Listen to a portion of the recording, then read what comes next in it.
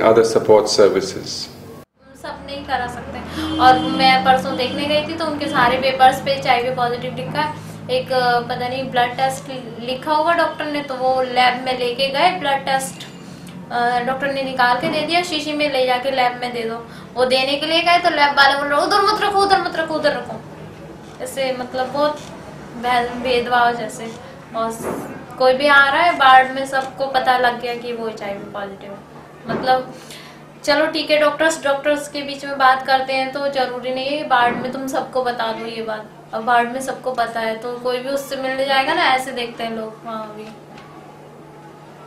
इसे अब अभी भी कहते हैं कि पेपर पे मत लिखो HIV पॉजिटिव है, लेकिन आज भी डॉक्टर्स का रवैया वही है, वही लिख देते हैं, वही प्लस चिन्ह बना देंगे HIV लिख के। ওদেরই একটা, ওদের গ্রামেরই একটা নার্স ওখানে মেডিকেলের মানে নার্সের চাকরি করে। সে বলল কি ওকে দেখেই চিনে ফেলেছে, দেখে বলছে মহাদেব তুই এখানে কি ব্যাপার? তখন বলছে যে দিদি আমার যে কি রোগ হয়েছে, টিবি হয়েছে, তার জন্য আমাকে এখানে ভর্তি করেছে। তখন বলছে দেখি তোর কাগজপত্র। তখন ওর কাগজপত্র দেখে তখন ও দেখেছে HIV রিপোর্টটা দেখেই ও বাড়িতে ফোন করে দিয়েছে। বাড়িতে ফোন করে দিয়েছে যে মহাদেব কুণ্ডুর HIV AIDS হয়েছে, ওকে কেউ ধরবি না, ওদের বাড়িতে কেউ যাবি না।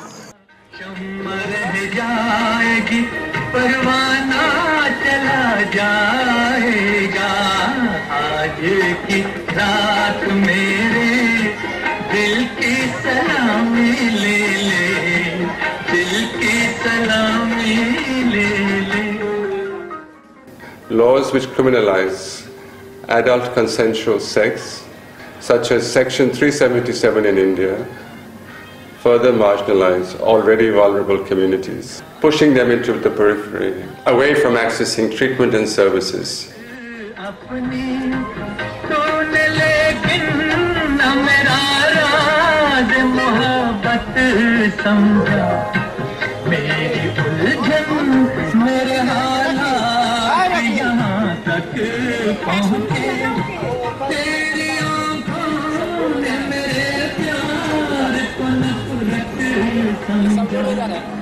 अब तेरी राह से बेगाना चला जाएगा, कल तेरी बात से दीवाना चला जाएगा।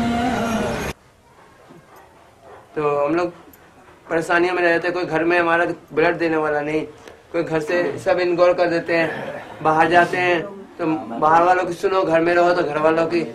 घर वालों ने ऐसा भी कहा जाते हैं कि मारना कूटना करते हैं, फिर प्रॉपर्टी से भी अलग करते हैं। प्रॉपर्टी भी मांगो तो प्रॉपर्टी का हिस्से में से कुछ नहीं मिलना देते। जब प्रॉपर्टी की समस्या आती है कि प्रॉपर्टी बेच के हम कुछ अपना इलाज करवा लेंगे, वो प्रॉपर्टी भी नहीं देना चाहते। सीधा कहते तुम तो कल आज नहीं 6 महीने बाद मरना, मर जा, चल कल मर जा, आज मर जा, कलेश कटेगा हमारा। এবং আজকে আমি কাম আউট করতে পেরেছি মানে এই নয় যে আমার বাকি বন্ধুরা পারবে, তার কারণ 377 এর মধ্যে এমন একটা ইস্যু রয়েছে যে আইন মানে যে ধারাটার জন্য, সংবিধানের যে ধারাটার জন্য মানুষজন এগোতে ভয় পায়। এবং প্রথমত হচ্ছে একটা জায়গা হচ্ছে সোশ্যাল স্টিগমা, দ্বিতীয়ত হচ্ছে লিগাল স্টিগমা। এই দুটো ভয় নিয়ে, দুটো ফিয়ার নিয়ে মানুষজন এগোতে পারে না। कि नर्स लोग आगे बढ़ना चाहते, वो भी दिखाना चाहते कि देखो हम भी समाज में कुछ कर सकते हैं, लेकिन समाज वाले नहीं बढ़ने देते। कुछ बातें ऐसी बोलते हैं या फिर ऐसे ऐसे करते हैं, बस किन्नर भी क्या करे, थक के आके बैठ ही जाता है। जी नहीं, मुझे समाज वाले इतना एक्सेप्ट नहीं करते। कौन किन्नर नहीं चाहेगा कि मुझे हर चीज़ मिले, मुझे भी एक घर हो, अच्छा मेरा भी घर हो, मुझे भी रहने, मुझे भी समाज वाले अच्छी नज़रों से देखे, मेरा भी परिवार हो, मुझे भी बच्चे, अगर हमारे बच्चे हो नहीं सकते तो अडॉप्ट तो कर सकते हैं। ये भी तो हक होना चाहिए। हम भी किसी को अपना जीवन साथी भी मान सकते हैं या उसके सारे अपनी ज़िंदगी व्यस्त कर सकते हैं। कौन नहीं चाहेगा, सभी चाहते ये बातें। लेकिन हमारे समुदाय के भी कुछ लोग ऐसे हैं कि वो सोचते हैं कि नहीं जी छोड़ो हमारा तो क्या, वो कुछ ऐसे ही रहना चाहते। कुछ लोग हैं जो आगे बढ़ना चाहते हैं तो उनको समाज वाले ही नहीं बढ़ना देते। मैं चाहती हूँ हाँ मैं चलो, मुझे कहाँ पे संसद भवन में लेके चलोगे, कहाँ लेके चलोगे, मैं उठ के आवाज़ लगाऊंगी हाँ हमारे अधिकार होने चाहिए। हमारे देखिए 377 ये बाहर तो लागू है ये धारा, कुछ देशों में, यहाँ भी होना चाहिए, इंडिया में भी होना चाहिए।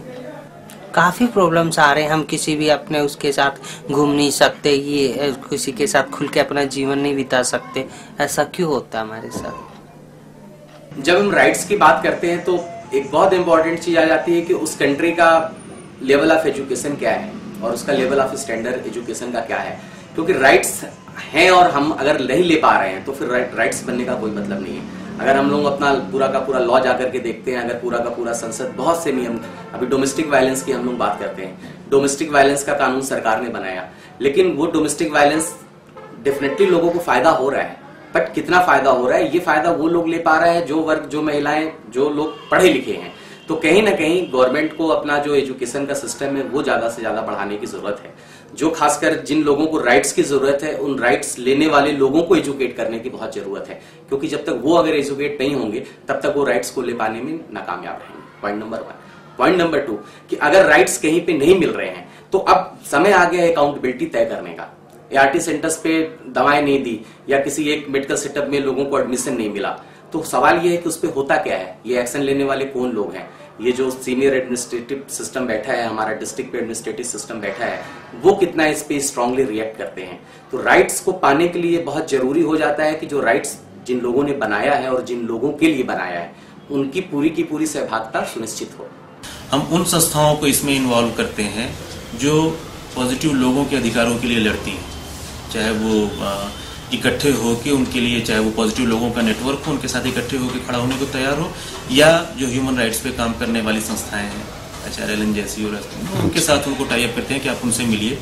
उनके लोग हमसे आके मिलते रहते हैं, उन संस्थाओं के, उनके नंबर्स होते हैं हमारे पास, और हम अपने लोगों को उनके साथ अटैच करते हैं कि आप उनकी मदद से अपने इलाज के लिए या दूसरी चीज़ों के लिए आप आगे आ सकें।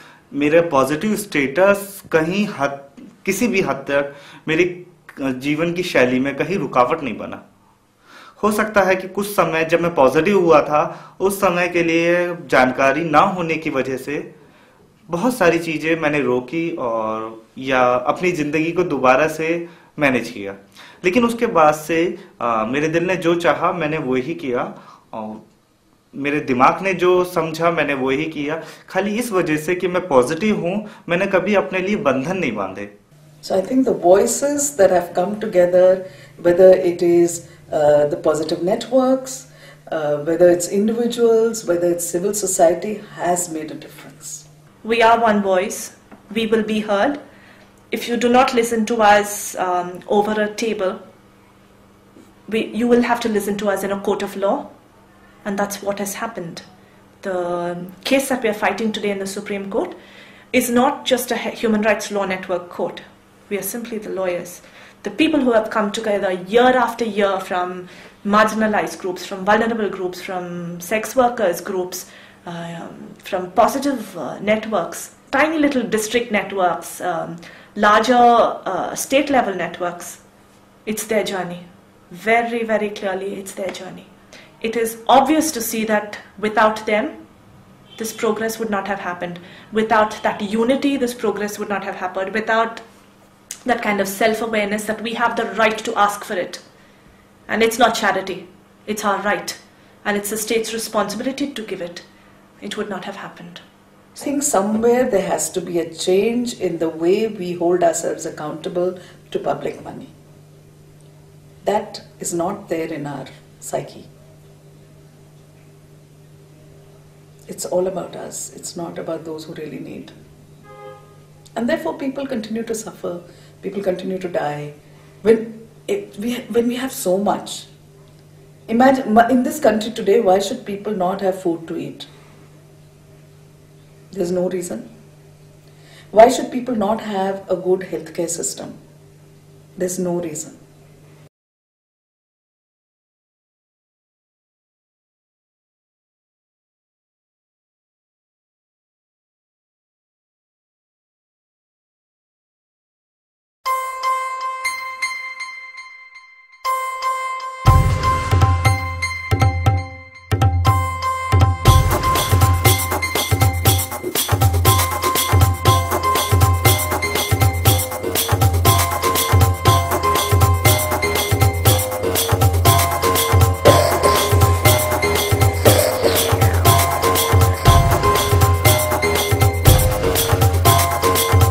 साफ